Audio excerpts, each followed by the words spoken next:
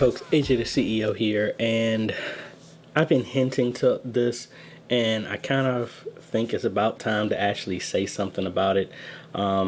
Pretty much, if you've been following anything recently, there's this big COPPA stuff that's going on where YouTube was fined $170 million for using cookies and information on the platform to sell to advertisers for kids under 13. The COPPA Act was meant to not allow that, kind of like how TV was. I don't know how old y'all are, but back in the day where Joe Camel used to be an animated character for cigarettes, and they kind of got blocked from doing any type of child-friendly information to get them to prey on them, pretty much. What they've been doing is supposedly 98, this law was passed, and I can't remember the exact years. I've been trying to read up on as much stuff as possible with it, but pretty much YouTube got fined for pretty much not using this information. So they were saying to the government, hey, we're COPPA compliant, we're not doing anything with kids stuff. It's they have YouTube Kids where all that stuff is, so we're good. But at the same time, they were going to advertisers saying, hey, we make all this money. We have we got this platform where a whole bunch of kids are here that are between the ages of 6 and 12 or 11. And they were like going to Hasbro, Mattel, and all these other places like that. And it's in the document. And I'm going to try and have all the stuff in the description. And so, long story short, they pushed out a new terms of service that's going to go into effect of December 10th, which is pretty much saying that one of the main things that they changed in the terms of use is that all content creators are legally responsible for their content. That's what's been changed. So the whole thing is now when you're uploading to YouTube, live streaming to YouTube, putting any type of content on YouTube, you now have a button. And let me see if I can show you exactly where it is so you can see, for example, how this works. So if I come over here to my computer here and say I'm going to come in here and I'm going to go do a live stream. So I come in here into the new studio. Let's say we're going to copy and create, like I just finished my church post-production. And I'm going to get how this is important for churches. So just give me a second. This right here is where this takes place. So regardless of your location, you're legally required to comply with the Children's Online Privacy Protecting Act, COPPA, and or other laws. You're required to tell us whether your videos are made for kids. So you got two options. Yes, it's made for kids. No, it's not made for kids. And I think from a church standpoint, this is very problematic because there is no gray area here. Even though in the law there is a gray area, but what's being shown on YouTube, it's not. Pretty much, now again, I don't know of any church who's actually profiting from advertisements and all this other stuff like that, but that's not the point. The point of it is if you are live streaming to YouTube and you have to comply with this, if you say that your content is meant for kids, because if we're talking about the gospel is meant for anybody, you have to flag it appropriately, because if you don't, you are standing in line of getting sued by the FTC for $42,000 per video.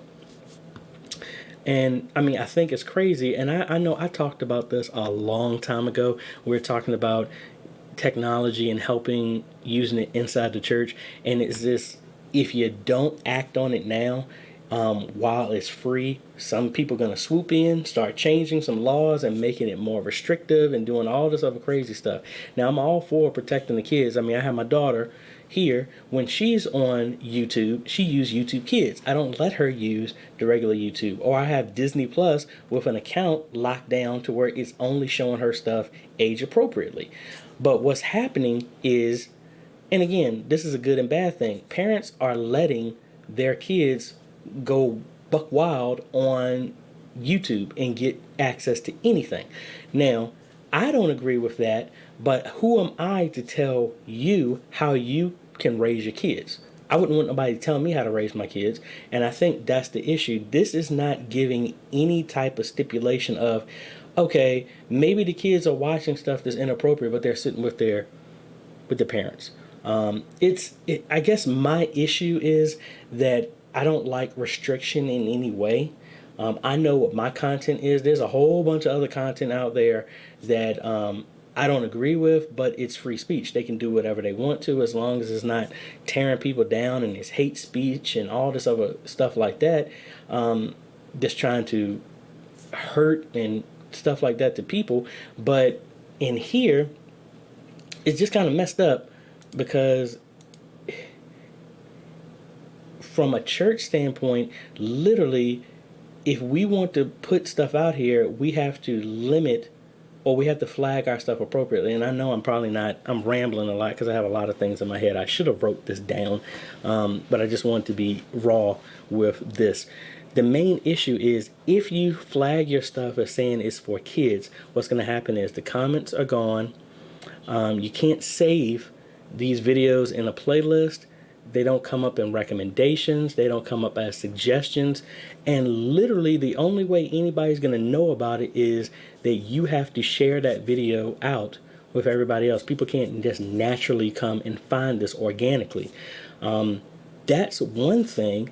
And it's again, I think the main thing is this is going to open the door to a lot of other restrictions that I don't think are going to be good for a place that literally has allowed you to pretty much go out and do and display whatever type of message you want to, whether it be people playing video games, whether us serving and sharing our live stream of our church services to the world, whether it be doing education, whether it be school stuff, whether it be crafts, whether it be anything.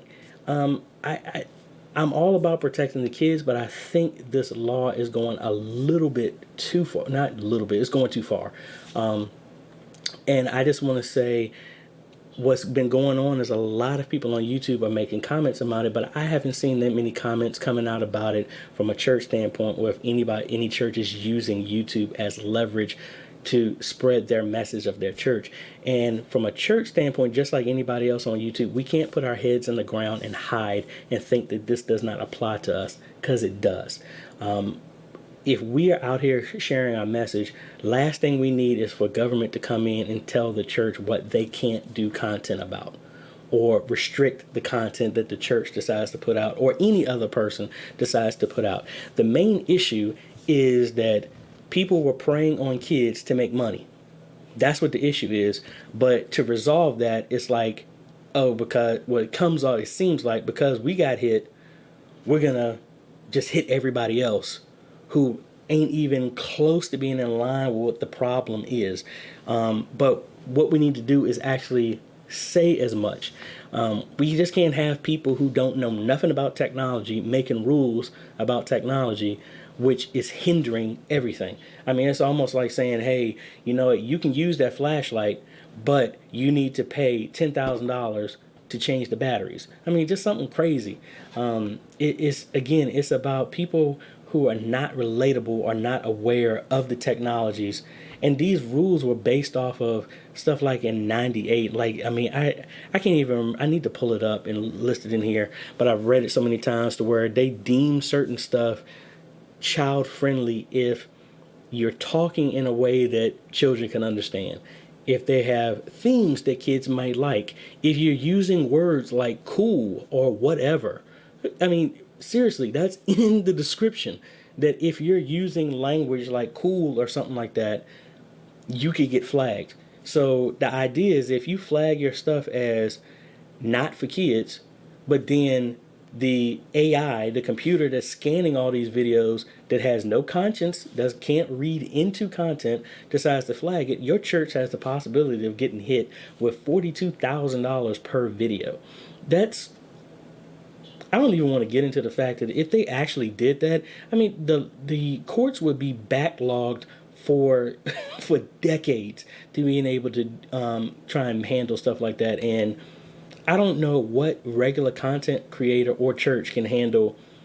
Oh, say they flag 100 church videos for the last year and then they got hit. So anyway, what I really recommend is if you like the content and being able to find whatever church appropriate stuff, tool stuff, family friendly stuff on YouTube, you need to let your representatives know, leave a comment with the FTC, and especially if you are running any type of thing with your YouTube stuff or your church, make sure you flag this stuff because it's going to be in effect January 1st. So you got to do something right now to comply with whatever they say. But at the same time, we have to be proactive into where we need to let people know that these laws, these changes that y'all are putting in place are completely out of hand. They go too far, they're outdated, and they need to be updated. And there's no point in punishing us for using YouTube off of something that was not in our power to even change. Like, I don't know if your church is putting out ads to under 13-year-olds to get them to buy stuff. If you do, you're a part of the problem. But again, most of us don't do that. So it's like we're paying the penalty off of something that we didn't even do. So again, I'm going to have a link in the description to all of the articles so you can read it yourself, as well as a link to the comment section for the FTC to leave a comment there. And for myself, this is the, did I delete it? I thought oh yeah, this is the comment that I left. And I'll just share this with y'all, that my comment was, COPPA needs to be revised to a more modern standard. In its current state, it will impact content creators negatively when this issue was not their fault. This will also restrict parental choice on what they deem appropriate for their children, and it starts to remove parents as guardians and advisors for their children and puts the decision-making process in the government's hands. The restrictions are completely outdated and are entirely too broad. That is what I left. You can leave it anonymously, but that's what I pretty much put there. Again, if you have kids who are 13 and under, they are for YouTube Kids. But if you decide to let your kids be on regular YouTube, that is your choice. Like, one of the suggestions is to put registration, which you technically have to. If you're a kid, you really aren't supposed to be on YouTube if you're 13 and under with your own account. It needs to be like, say they have, oh, if this content is for certain ages, you need to have a way to verify your age or something like that, so that everybody else isn't getting punished for something else. So that's just my thoughts. And I really wanted to make this because I haven't seen any content talking about churches and people who use churches that use YouTube and how they are being applied to COPPA. So again, I'm not a lawyer. They even say to consult a lawyer, but some of the lawyers that are on here on YouTube are also saying they have no idea what it's talking about because it's so broad. But we have to do something. We just can't sit back and not do anything. We need to do something about it, because if we don't, we're going to let a government agency come in and regulate something that they are not relatable to, and it's going to be very bad for YouTube and the freedom of us being able to do content in any type of content that we want. So anyway, check out the links in the description. Please share this video with others. And if you are in charge of your YouTube stuff or your church, please make these updates, because you got until December 10th for the terms of service, and all this stuff, unless things change, go into effect January 1st. So you got to do something. So anyway, this is AJ. We will see you in the next video. Later.